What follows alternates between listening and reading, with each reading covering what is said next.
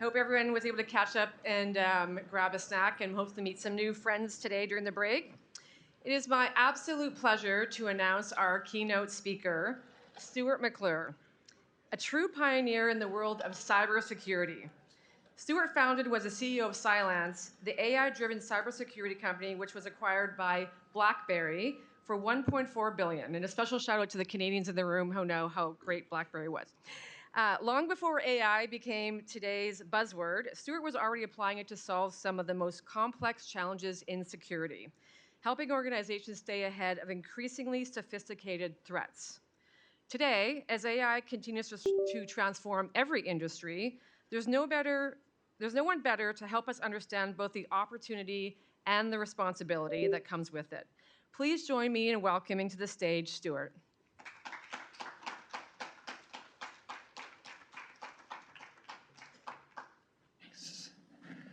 All right, good morning, everybody. Thank you so much for joining and attending. Hopefully I don't have double bubble here. All right, well, a quick survey, I think, of everybody would be helpful for me this morning. How many of you in the audience have been on an airplane? I figured I'd get full participation. Okay, now keep your hands up. How many have been over the Pacific Ocean on an airplane? Okay, now how many of you have done it in the middle of the night?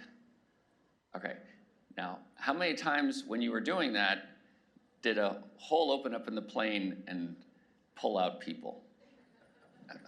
I knew, I always win that game. Yeah, so look, today what I want to be able to share with you is a bit of my journey and the why. For those of you who know me, profit is always my second or tertiary or fourth agenda when I build something.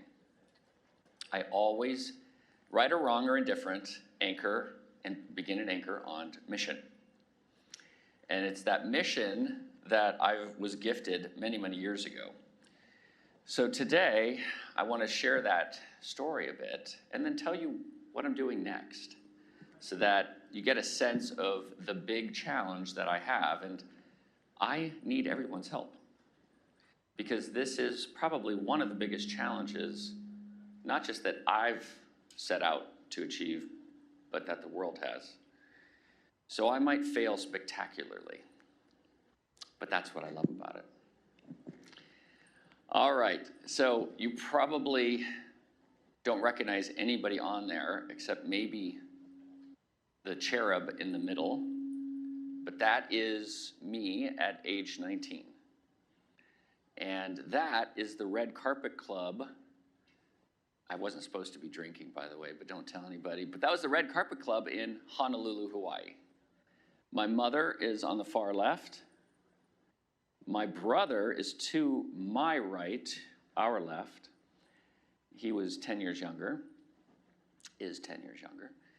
And the rest of everybody that was there was in business class on this flight. So as you can see on the right-hand side, the individual with the shiner, he was hit with debris. The gentleman behind him, believe it or not, was an aviation attorney. The worst thing you could have on a plane accident. And all of us sat there waiting for our first flight after the accident. So we were all very nervous. I even think my brother sneaked a couple of sips of the bourbon sour that someone was drinking next to him. Anyway, so for that, to give you a little bit of more details on what happened, basically a 20 by 40 foot hole opened up at 23,000 feet, okay? I was in row 41. It sucked out not just bags, chairs, people, but pretty much everything that wasn't bolted down. So if you were standing there as a flight attendant looking what the heck happened, you would be looking at this at 23,000 feet, the engines. And much of the debris went into engine 3 and engine 4. The who is what matters to me. So who didn't make it. And these are the souls, the 9 souls that did not. And many of them were Kiwis and Aussies. But the heroes in all of this were Kevin and Susan Campbell in the top right, who are the parents of Lee Campbell, who passed away that night. And believe it or not, we were offered the upgrade seats to business class. So my mother would have been in that seat, which was, what was that? 13G, and I would have been up in the first row, is what we believe as we got those tickets and we were sort of scrambling to try and move from 41 up to the business class. And in this last split second of it taking way too long for us to get ready, I turned to my mom and I go, why are we moving? Like, we have a whole row here in economy, let's just stay. And it was honestly that choice, which I wish I could tell you I had some sort of, presence from, the heavens and the cosmos. I didn't. It was just gut instinct, right? It's all like intuition. All right, so why did this happen? After we got on the ground, everybody thought it was a bomb, obviously, right? Lockerbie had just happened like a month before, 2 months before. And so we all sat in the terminal for the entire day, getting interviewed by FBI agents. But to discover what truly had happened, they had to go and recover the door, the cargo door. And at first, of course, as you probably would imagine, the NTSB and the FAA said, yep, just typical air infrastructure failure. It's an older model, so many hours and so many flights. And they wanted to resolve it with a simple sort of wave of the hand. But remember Susan and Lee Campbell as parents. They were tenacious. They decided that they weren't going to accept the basic answer of what really happened, the why. And they set on a path all around the US, they are Kiwis, to find the truth. And only because of their persistent investigatory skills and capabilities and just never giving up did they actually get to the bottom of it. There were 2 fundamental flaws in the design of that 747-100. The first was that as the electrical wiring from the cockpit would hang, and with multiple opens and closings of the door, it would often push up and bang up against the metal frame.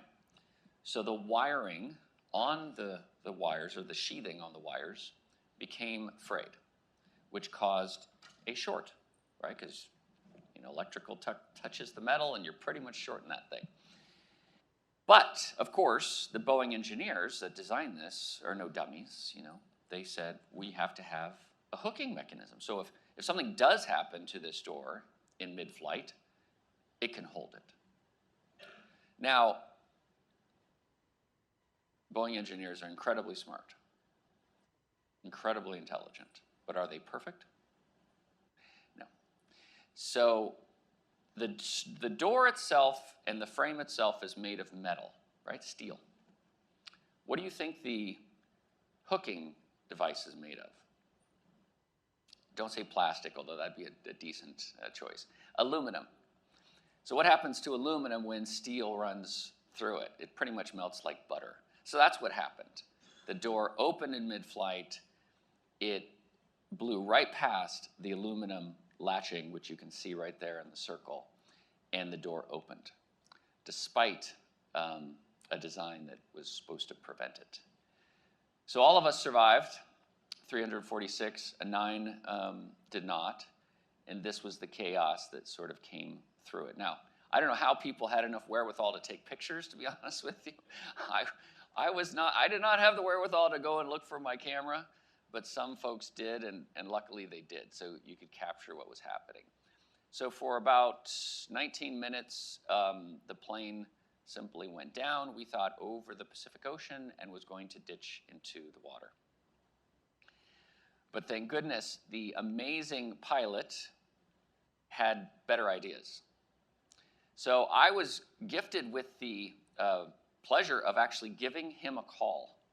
I got his phone number. He just retired. It was his second to last flight before retirement. I called him in his Lake Tahoe home, caught him, and I said, believe it or not, I'm one of the passengers on Flight 811. I really thank you so much for what you did. I don't know how you did it. Like all the news articles tell us that there was just no way. It seems impossible. But I knew if I talked to the pilot, the engineers in effect, you would give me an answer. And his answer was, Stuart, I have no idea.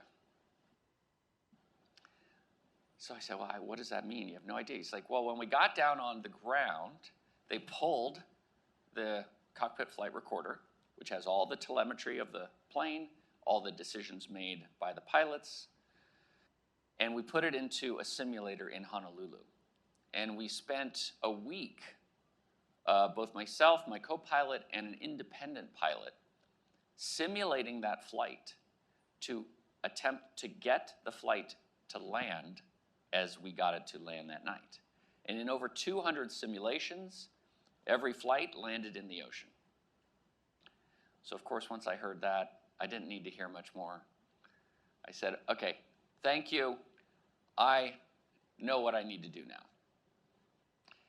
So that really was, I think, the kernel, the seed for me to think about how do we prevent the preventable. That was clearly a preventable problem. I mean, nothing was like magic. It wasn't like, a laser came out from an alien spaceship and burned a hole through probably couldn't have prevented that, but this was highly preventable. So why couldn't I apply that to the world of technology? And that's what I set on my path to do.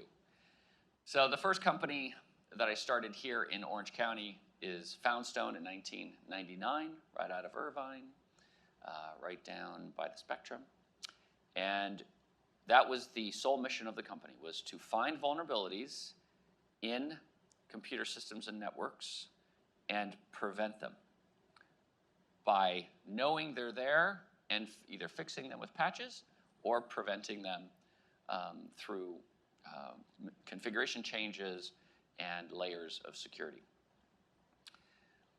Then that company was sold to McAfee, 2004. McAfee was a perfect alignment for me because it was now even broader, not just looking at sort of network and system vulnerabilities, but full stack. I eventually took over the office of the CTO globally. We sold to Intel at the time. And I left in 2012 because I realized I had gone as far as I could with McAfee and the entire antivirus industry. So antivirus, as you probably know by now, it's a look in the rear view mirror to drive. It does not look through the front windshield. What I mean by that is the only way that you can be protected is if your neighbor was hacked. That's it. If your neighbor was hacked, then fine. We'll forensically understand why. We'll build a signature detection, and we'll give it to you. And hopefully in time, before the bad guys hack you. So this is a trailing indicator system like there's no tomorrow. And I knew that there was a way to predict and prevent this stuff. And at the time, I didn't know it was AI. I knew decision tree learning. I knew computer learning because I had been gone to college for computer science and realized this might be the way we can actually predict and prevent forever, not just a point in time, but for years in advance. And so that's what Silence was all about. We raised about, $166 million of raw venture capital. We had $100 million in debt, but never really used any of it. And all of that started to explode. The concept of applying AI predictively, preventatively, at the endpoint, at the phone, to be able to prevent not just today's attacks, but tomorrow's unknown attacks, really started to take off. We were just about to go public when BlackBerry came in and promised a synergy that would allow us to take AI down into the embedded world. So embedded cars, embedded medical devices, embedded operational technology, OT, right? All of that was one of the biggest promises and why it made sense for us to merge. Now, you see me holding, does anybody know what that is in that picture? Any guesses? It's a little antenna, right? It's called a Yagi antenna. It's a directional antenna. So if you point it at something, you'll pick up signal, RF signal, for many, many more feet. We used that on stage to hack into an insulin pump. And this was in 2012, and we were prolific in going after hardware vulnerabilities. That vulnerability was a feature inside of that particular insulin pump. And that feature was present on that device for years before we found it, and a good 10 years after we discovered it. Not only that, that vulnerability was present in every device from that same manufacturer. Neurobrain stimulators, implantable cardiac defibrillators, everything. So my mission was always to expose, to educate, and to bring people onto the mission of protecting and preventing. And wrote many, many books on this topic called Hacking Exposed. So, by the way, is anybody willing to say that they've gotten hacked before? Anybody? The brave ones? Okay, good. All right, yeah. And, identity fraud also counts, like I think pretty much all. All right. So, I'm also a philosophy student all my life, ever since college. Aristotle once said, at their core, all problems are information problems. Reason from what is true, not from what is told. And man, wouldn't you love to exist in a world like that? We don't live in a world like that, to say the least. We are triggered by our bias, our unconscious cognitive bias. And why do we trigger like that? Well, because we've spent years and years and years surviving and maybe thriving with that model. We just trigger on an instinct. We trigger on an intuition. And we say, that's got to be the right way to go. And why wouldn't you? I mean, look, my intuition literally saved us. I know that in my DNA on that flight. So why wouldn't you just say, well, I need to just trust my instinct all the time now?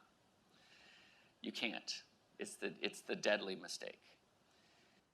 So this is what we call first principles. Has anybody heard of that concept? When you take a problem and you break it down to the first principles, you're looking for the root cause.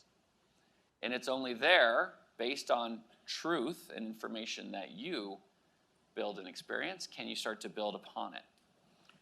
And that's the concept today, where I'm going. So I've spent my whole career fighting cyber vulnerabilities. Now I'm taking that to the human vulnerability. From cyber to human. So the state of AI today is, many of you I'm sure use AI all the time. How many use it like every day? Okay. How many use it like once a week? Okay. All right. How many don't use it? Actually, that would be a good one. Okay, good. Okay. Nothing wrong with that, I think. Absolutely nothing wrong with that. Like, fantastic. I want to know you. Okay? But today's AI is nothing. Now, let me back up. The AI we built at Silence is very different than the AI that's being built today, or that's being infused with trillions of dollars, okay? The AI back then was very simple. It was a precursor to today's LLMs, but it was specialized. So we built a deep learning model on malicious and a deep learning model on safe. That was it. We had 2 models. Then when something came into a computer, we said, well, does it look malicious or does it look safe? If it looks malicious, we block it. If it looks safe, we allow it. That's it. That was it. Simple. Very complex, but very simple in the end. Today, what they use, the same deep learning models, really, a little extended, but the same concept, but on language. That's it. Words, right? That's it. So it can predict words incredibly well. And what I call it, it's not really artificial intelligence because of that. It's artificial knowledge. And once I got that sort of framed in my brain, I realized that this is a big problem. If we are leveraging artificial knowledge and expecting it to be intelligence, we are perpetuating the same bias and cognition that has failed us in the past. So what we're seeing in the space, you can see it here in the graph, on the left, all LLMs are general knowledge. They're not wisdom, they're not experience, they're not even intelligence, to be honest with you. And because of that, and they've all trained from the same data, so ultimately they all give the same answer. So what happens? You regress to the mean. So all of our answers, all of our actions, all of our suggestions, ways to fix problems, problem solve, to troubleshoot, they're all going to go to the mean, which is fine.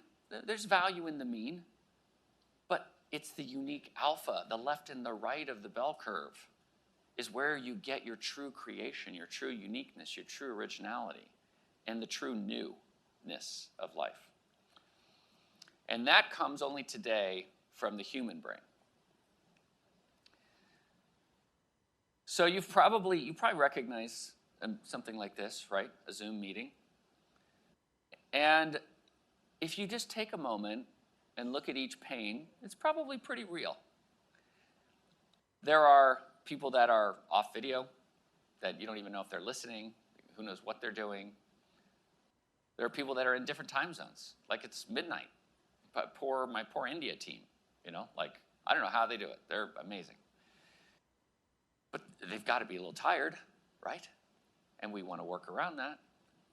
People are distracted, rightly so, competing priorities. Or maybe you just defer to the highest paid officer that's on the call. Hey, Bill's on the call. Whatever Bill says, that's what we do. Like, that's the best idea. Bill's got the best ideas. I think that's true, actually, Bill. Or the loudest voice. Somebody's on there and just like, we need to do this, we need to do that, we need to do this, we need to do that. Oh, yeah, what Bill said, or Jimmy, or Janie, that sounds like a great idea. You're not getting a full engagement of true human intelligence. All right. Does anybody disagree? And this, for me, as the CEO, this is what I see. I see a price tag. I'm like, wait, how much did I just pay? How much did I spend in that hour? Did I get my money's worth on that? No. So this is the problem that we want to solve for. Now, the how. How do we solve for this? Well, as I've mentioned before, I don't believe artificial intelligence, which is really artificial knowledge, is absolutely not cognition, and it's not human cognition. It's not thinking. That's why, by the way, do you know, Jan LeCun? Does anybody know Jan LeCun? He's one of the more famous anti-AI guys, okay? So he started a new company. And there's others like thinking machines and stuff like that because it doesn't think. AI doesn't think. All these new big companies that have raised billions of dollars are trying to solve for the fact that AI today does not think. It just regurgitates. What if, though, you could actually replicate how you think? How each of you thinks individually. And that the way that you think is truly unique. Not just from the unique experiences that everyone's had in their lives, but neurologically. You have a different pathway. You've built different neurological sequences to solve for problems, to answer questions, to like coffee or tea, or dogs or cats, or the color blue. So what if you could do that? Well, we've done this. with enough information, we can actually map to the quadrillion space of your mind, and in such a way that we can actually replicate how you think. So in a meeting, you can be 100% present. Your interests, your concerns, your objections, all of it can be accounted for inside of that discussion. So that when you do meet in the human form, the vast variety of optionality for any sort of problem can already be researched, can already be vetted, and then ultimately a consensus and a collaborative decision can be made. Now all you need is the humans to agree. All of us to be now held accountable for that decision. And that's the big part of what we want to solve for. So when you think to yourself, well, why can't, just AI do that? Like, well, doesn't it have memories today? Like it remembers what I asked it yesterday, remember what I asked the day before, and can't it pull like preferences and styles and things like this? It can do some basic work, maybe 25 to 35% accuracy, deriving, inferring how you think. But it's not enough for cognition. And our models now, which we build from scratch, are above 90% in 3 ways. So the first is known recall. So if you tell it like, well, I like dogs more than cats, then it'll recall it, okay? Like, yeah, Stuart, do you like dogs or cats? I like dogs. I mean, I like cats too, by the way. I'm not a cat. So that's known recall. Second is likeness. So how I present myself, how I communicate, where my mission comes through, and engagements with people, things of this nature, that comes through. So likeness, 10 out of 10. The last is unknown recall.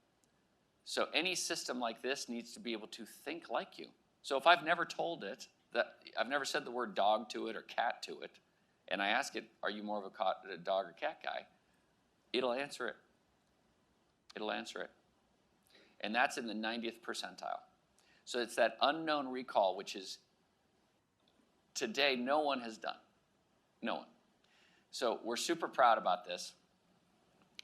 And we'll be launching this in the next probably 3 to 6 weeks for an internal MVP. If anybody's open and willing, I'd love to have you on board. But we have proven it time and time again that we can be truly, truly unique as individuals, and we can do that. We can measure that and prove that in every way, especially vis-a-vis the real human and then vis-a-vis the common LLMs that are out there today. Because where I think all of this is going to go, if we can do this truly, is we will move away from this hierarchical decision-making system that we have, right? How do decisions get made in a company typically, right? You say, I've got a sales problem, I'm going to ask my chief revenue officer. I've got a technical problem, I'm going to talk to my head of engineering. If I've got a customer problem, I'm going to talk to my head of customer success. And it's going to go down that trail. But maybe the talent that's in that group can't solve the problem definitively. And you need an open mind to take in anybody's ideas. And that's where I believe this hive mind world will start to form, where you get decisions at compute speed based on the institutional knowledge of your company or team that then can allow you to accelerate, increase productivity, and ultimately increase your success rate. So all of that comes together. But many of you, and by the way, how many of you have friends, I won't ask you about yourself, that are scared about your jobs, or friends that are scared about your jobs? Okay, this is fantastic. So this slide is for you. So if you know my books, you know I try to debunk myths as much as humanly possible. And I actually have a quarterly webinar that I do, podcast, called AI Exposed. And I expose the limitations of AI at every quarter. And let me share with you 4 universal myths of AI that are now starting to show up as real. The first, and probably the biggest reason why humans will always need to be in the mix, How can you possibly hold AI accountable for a bad decision? Right? So Amazon, AWS, did you hear about this one? Right? They laid off all of these developers, thousands of them, allowed AI to do pulls and commits on their code. For the first time in the history of AWS, they were down for like full 6 hours. That doesn't happen. They're like 99.99999% uptime, okay? They had to hire a whole bunch of humans back. That doesn't get the headlines, by the way, but the letting of them go does. Second, you need that experience. This is just knowledge. It's just artificial knowledge. It is not wisdom or experience. It's not all of the scars and the lessons that we've learned from our past. And what happens is that's why you get hallucinations. That's why you get errors. And hallucinations are very real. And unless you're checking it, you'll never know. You just think it's the smartest thing ever and you just trust it. Third is the context. And this is, anyone know this one? Yeah, Marie Antoinette, right? So talk about being tone deaf, right? Like, well, just let him eat cake. Like, stop him from storming the castle. It cannot read the room.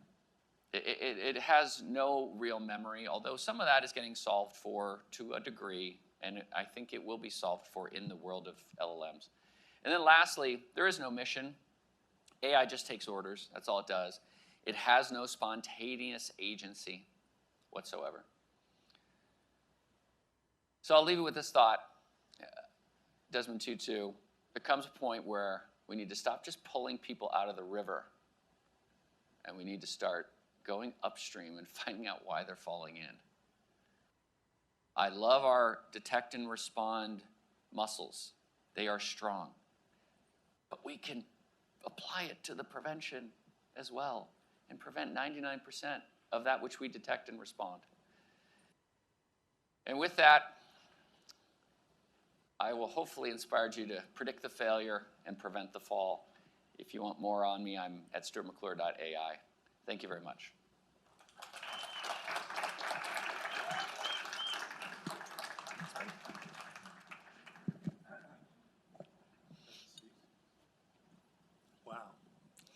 Wow, that was something. So I know you guys were really, happy and excited before I got on stage. I don't know what happened. So this piece was, I had a couple of things to tee up for Stuart, but I have a feeling there's some questions that the audience wants to ask too. But maybe just to get this rolling, you've innovated here, you've created here meaning Orange County. Yeah. What's our faulty latch, in terms of the innovation community here?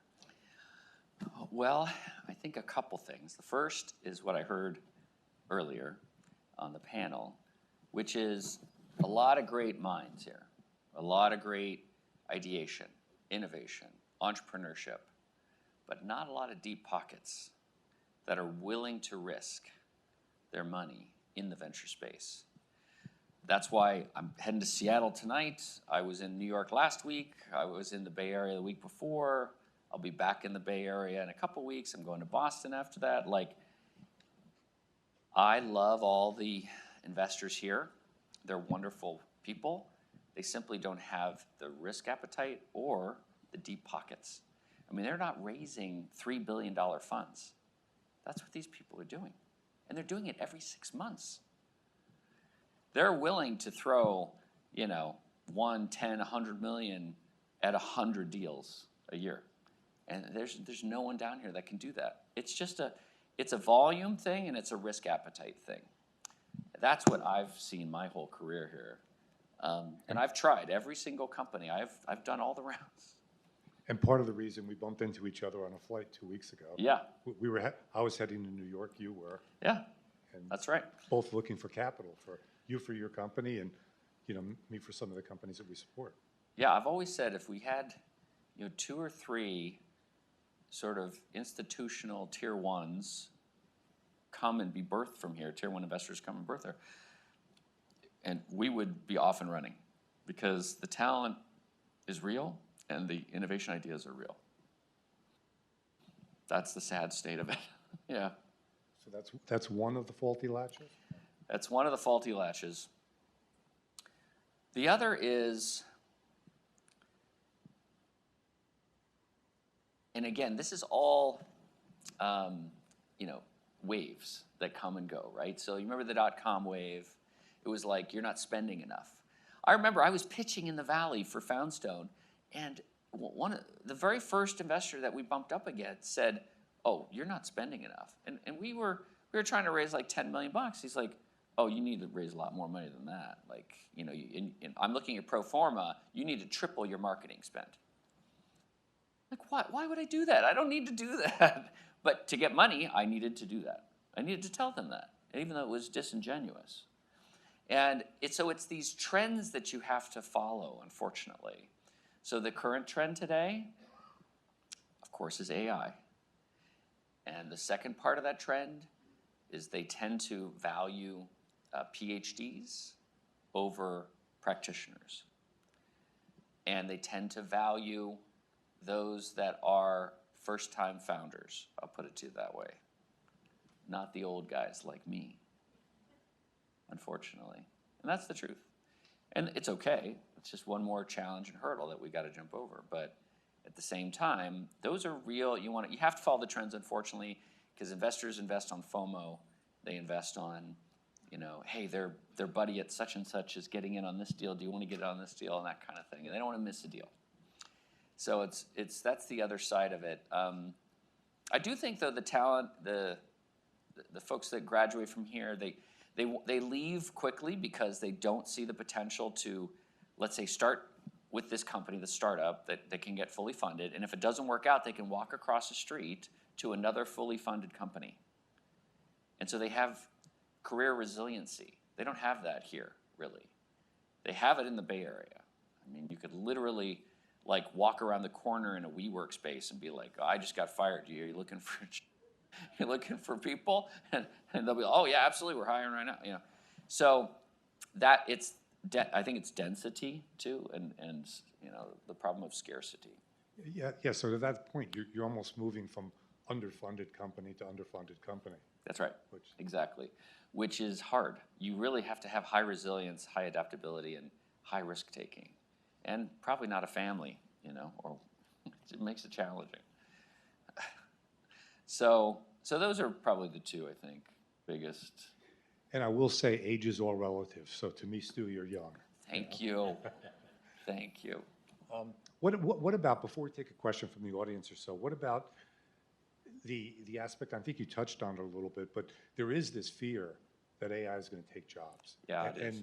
And my sense always is that for every one it may eliminate, it's going to create another one someplace else, or maybe even a multiplier. And I love your reversion to the mean. So yeah. I always believe in that. When I'm watching a game and my team's getting blown out by someone else because they're shooting 15 for 15 from the foul line, you just know maybe the second half's going to be a little bit different. That team's going to revert to the mean. But if you would, could you comment a little bit more on where you think this is in terms of job growth and vulnerabilities? So one of the places that's getting really, really hit hard right now is developers, software engineers. I don't know if you've seen that, but which that doesn't really encourage people to graduate with that CS degree anymore. But I think the energies are misaligned there. I don't believe that is true. I believe that what it means is you're going to have to adapt as a software engineer. And there's a great YouTuber guy that I have never subscribed to a single YouTube channel in the history of YouTube and my involvement on YouTube, but I subscribed to this guy. And he had a great point. He's a developer, okay? And he talks about the AI industry. And he said, look, every phase of life and every single sort of phase of your career, you have to attune to what is really needed. Now, right now, AI slop is valued. Has everybody heard of that term, AI slop? So it's sort of the derogatory representation of the actual output of any AI. It's just sloppy, super sloppy. Us as humans have to wait, what is it trying to say? And be able to pull out the right words at the right places and be like, oh yeah, okay, that's what it's trying to say, I get it. And he said, look, you have to embrace the slop. And at every job interview, because there was another YouTuber he was commenting on that basically lost his job, and he went on all of these interviews and just keeps, getting passed, that there's no jobs out there. And he shared a lot of the details of that process. And so this other person, Mo is his name, was commenting on it. And he said, look, buddy, I wouldn't have hired you either. Like, you've got to create a better energy, when you're interviewing. Like, you have to solve for problems they didn't even know they had in the interview. Like, these are things that are going to separate you from the pack. And one of the harsh realities is, for a software developer, is you have to embrace AI and AI coding. So if you walk into an interview and his advice was real simple. He's like, look, you're going to Google for a job interview, vibe code a replacement for Google. I'm like, yeah, that's right. If somebody came to me and was like, Stu, I've rebuilt all of Wethos, and I did it using vibe coding, I'd say, show me. This is fantastic. This really shows me that you have a mind, an innovative mind that can take any tool that'll help you achieve the ultimate goal and use it. Now, here's the other side of the coin, though. So not just, hey, okay, built a replacement, with vibe coding, let's say, but now you have to explain the code to me. And that's not easy. So I would say, okay, great, now show me the code, pull up, cursor, whatever, VS Code you got, and now walk me through the code structure, the front end, the back end, if there's any middleware, and explain the functions inside of it. Because if you can't explain the AI slop, now you become completely dependent on AI to fix it. So, and we can't have that. I can't be spending, tens of thousands of dollars every single week because people are leveraging AI to build code that has multiple errors that require it to go back and to fix each error, which then creates more errors. Then you have to go back and feed that back in. I mean, it is a token generation hurricane.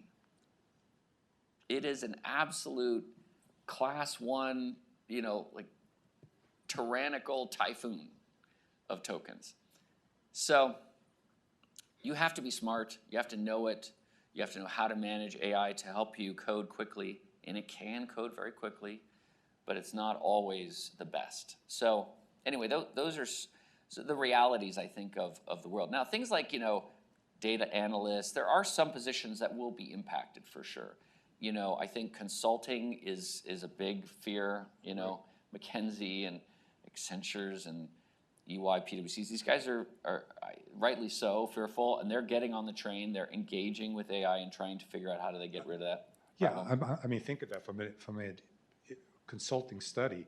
You can almost prompt it correctly and rebuild what that study is going to tell you, right? That's right, exactly. So part of what we're doing at Wethos is we go into a company and we identify your data and workflows so that we can replicate the institutional knowledge of your departments and functions so that you can start to begin to scale and augment whatever function that might be, audit, tax, compliance, whatever, consulting. Because I don't believe, no one's going to rely on AI to just make decisions blindly. It's too error prone. There's just no way. Maybe some of the new world models will come out to get it down to the 0.1 or 0.01 on hallucination, but until then, I mean, there's no way. You have to have humans in the mix to take full responsibility.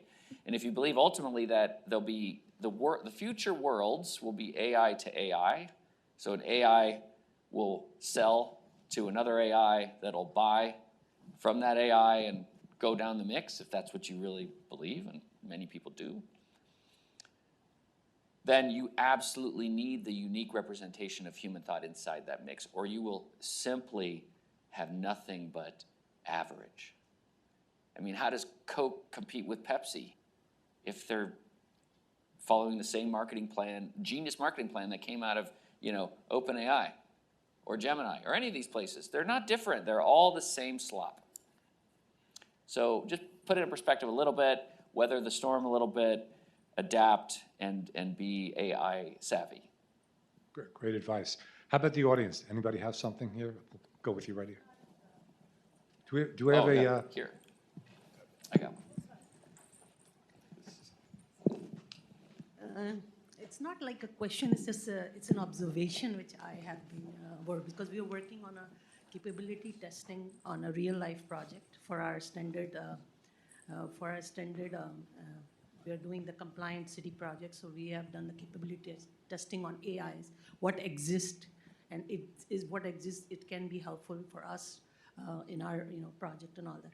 So there's a lot of basics have been covered by these AIs, if you look at it. And then at that point, I just observed that these graduates which you are getting out of these universities, the experience they used to get in first few years, we don't need that. We already have AIs providing that expertise and knowledge. So the biggest I feel is that we have to raise the standard of our education. Make sure these graduates, when they graduate, they are equipped with the advanced level of knowledge of AI, not the basic, because AI is already giving us basics.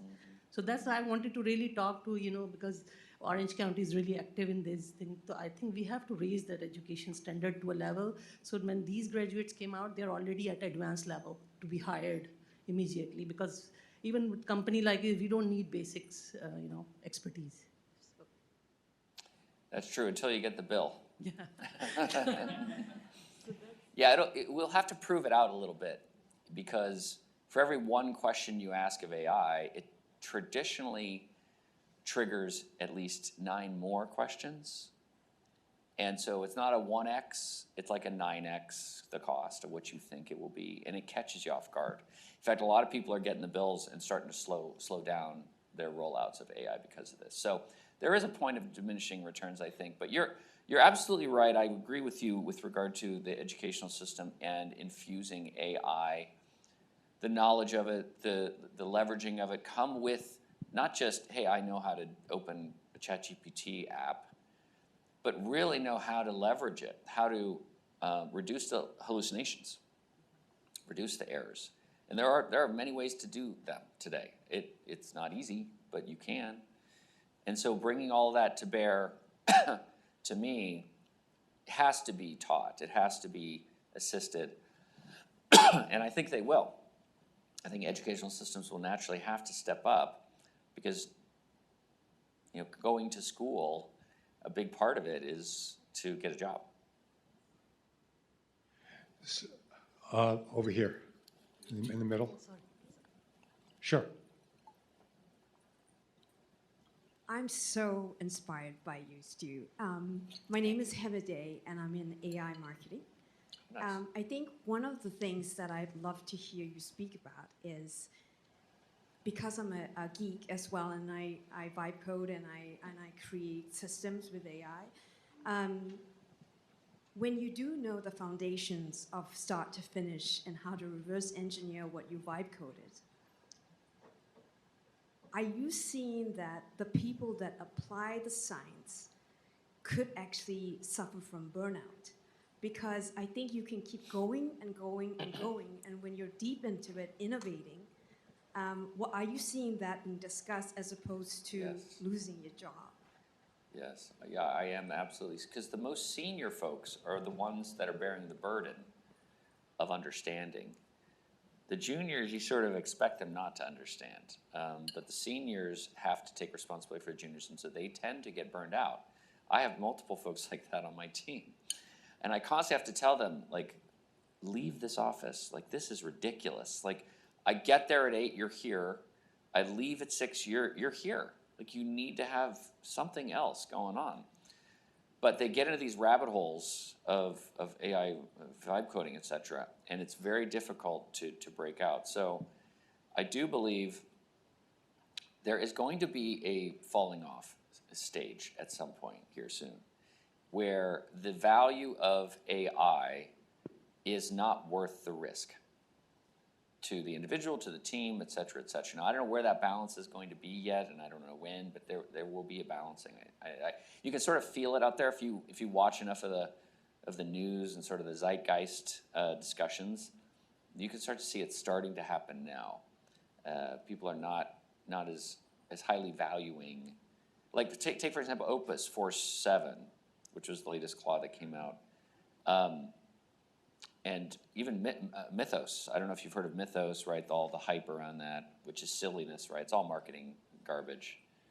But in both of those cases, it looks like it's starting to regress in terms of the errors are starting to increase, hallucination is starting to increase, the quality is starting to decrease.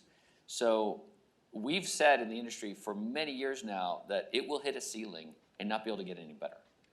It just, and you'll need to rely on these marketing angles like, oh, this model is it's so scary that we can't release it to the public because it'll be able to hack every website and company computer under the sun. Look, the current AIs can already do that.